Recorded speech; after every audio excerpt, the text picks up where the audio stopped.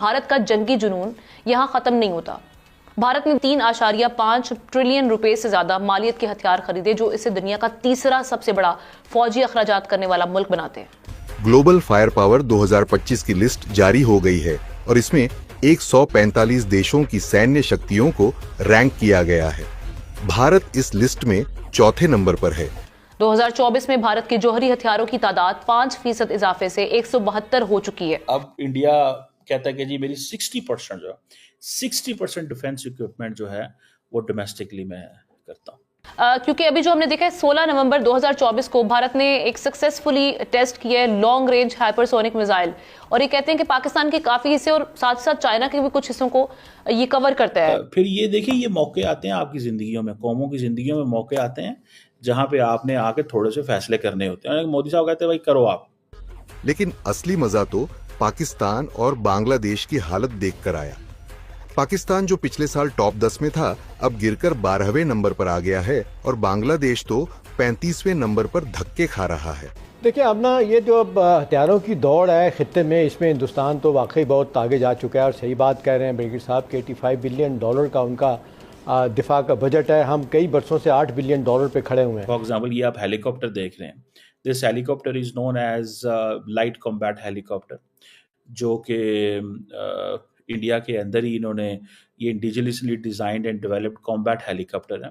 और ये कहा जाता है कि ये तकरीबन 5000 मीटर के एल्टीट्यूड पे चल सकता है। दोस्तों, आज की दुनिया में संघर्ष और तनाव का माहौल है और हर देश अपनी सैन्य ताकत को बढ़ाने में जुटा हुआ है। ग्लोबल फायर पावर की 2025 की रिपोर्ट में सैन्य दृष्टिकोण से सबसे प्रभावशाली देशों की सूची जारी की गई है। इस रैंकिंग में देशों को पावर इंडेक्स के आधार पर क्रमबद्ध किया गया है। याद रखें, जितना कम स्कोर उतनी ही अधिक ताकत। इस लिस्ट में अमेरिका पहले स्थान पर है, जिसके पास कुल सैन्य कर्मियों की संख्या 21,27,500 है। इसके बाद रूस और चीन का नंबर आता है, लेकिन चौथे स्थान पर है भारत। भारत, जो दुनिया की सबसे तेजी से बढ़ती हुई अर्थव्यवस्था वाला देश है, उसकी सैन्य ताकत भी काफी मजबूत हो रही है। भारत के पास कुल 5,13,750 सैन्य कर्मी हैं। इसके अलावा भारत के पास 229 एयरक्राफ्ट और 4,201 टैंक भी मौजूद हैं।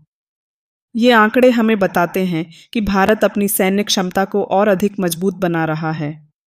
इस वैश्विक स्थिति में हमें अपने देश की ताकत पर गर्व होना चाहिए और इसे और बढ़ाने के लिए एकजुट रहना चाहिए। क्या आप इस बारे में और जानना चाहते हैं? कमेंट्स में बताएं। दोस्तों, भारत ने अपना जो डिफेंस प्रोक्योरमेंट का प्रोसेस है उसको बहुत तेज कर दिया, बड़ा स्पीड अप किया। और अगर आप देखें तो आप समझेंगे कि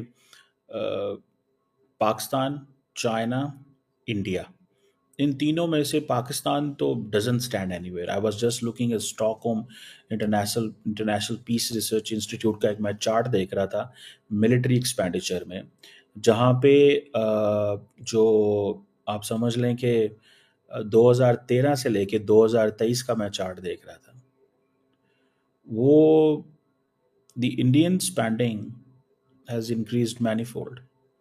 मैं मिलिट्री एक्सपेंडिचर की, डिफेंस बजट की बात नहीं कर रहा। So make sure this thing, मैं इसके ऊपर पूरी डिटेल में बताता हूँ। अब ये एक तो इंडिया अपना जो डिफेंस प्रोक्योरमेंट के प्रोसेस को एक्सपेडाइट करना चाहता है, रिमेंबर। और एक्सपेडिशन से क्या मुराद है कि मतलब जल्दी जल्दी सारी रेड टेपिज्म को ख़त्म किया जाए। और एंड व्हाट्स द गोल?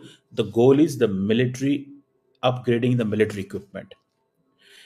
और वो क्या, अब आपको पता है इंडियन एयर चीफ ने बात की कि जी हमें टेक्नोलॉजिकल एडवांसमेंट चाहिए। हम एक जगह पे जाके अगर फॉर एग्जांपल R&D करते हैं and we do not execute और we do not get the desired result, हम नहीं मांग चाहते, हमें वो प्रोडक्ट नहीं मिलती, तो वो R&D अगले 2, 4, 5, 7 साल 10 साल के बाद ख़त्म हो जाती है।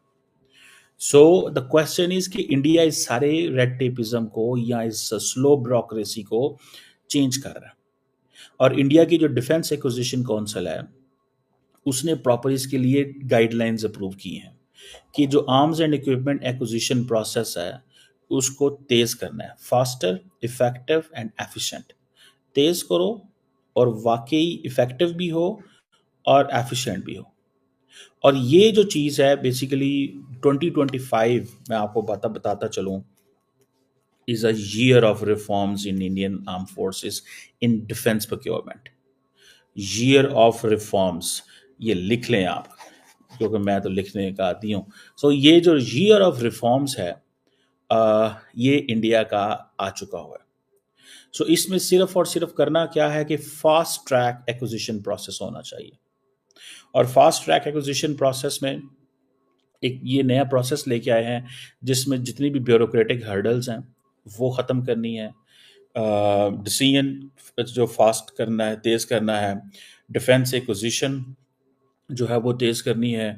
और इसमें सुनने में आ रहा है कि इस साल सितंबर तक, दिस सितंबर अक्टूबर, जो कि अगले कुछ महीनों के अंदर गवर्नमेंट जो है वो एक प्रोक्योरमेंट पॉलिसी जो है वो लेके आ रही है। ठीक है जी।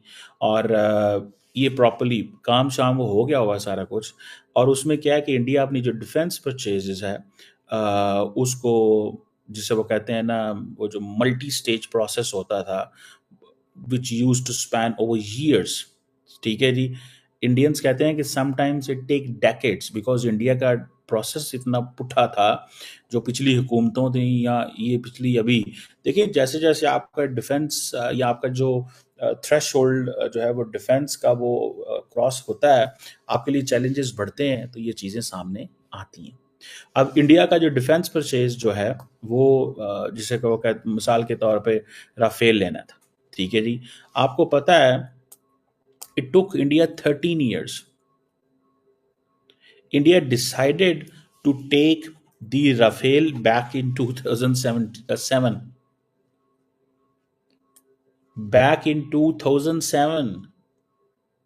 और जो पहले 5 जहाज हैं वो पता कब आए थे? 2020 में। 2020 में। सो 2007 में फैसला किया, 2020 में राफेल आया इंडिया के पास। 2020 में राफेल आया भाई साहब। That's how they use to take a decision. ये राफेल, ये जो आप तस्वीर में देख रहे हैं, 13 साल में फैसला किया कि हाँ जी हाँ अब ले लें। उस वक्त आई थिंक मनमोहन सिंह साहब प्राइम मिनिस्टर होते थे। फिर 2007, फिर 2010, 12, 14, फिर मोदी साहब के भी 6-7 साल गुजर गए। फिर 2020 में पता चला वो भाई ये लेना है, तो फिर लिया उन्होंने। सो नाउ दे वांट कि ये जो स्टेजेस ऑफ एक्विजिशन होती हैं, ये डिफेंस का काम थोड़ा सा, क्योंकि ये बड़ी महंगी प्रोडक्ट होता है, तो महंगा प्रोडक्ट होने की वजह से फिर इंडिया के अंदर स्कैंडल भी माजी में बन चुके हुए हैं, आई रिमेंबर। तो ये चीज़ें फिर होती हैं। अब वो जिसे वो कहते हैं ना टाइमलाइन को कम करना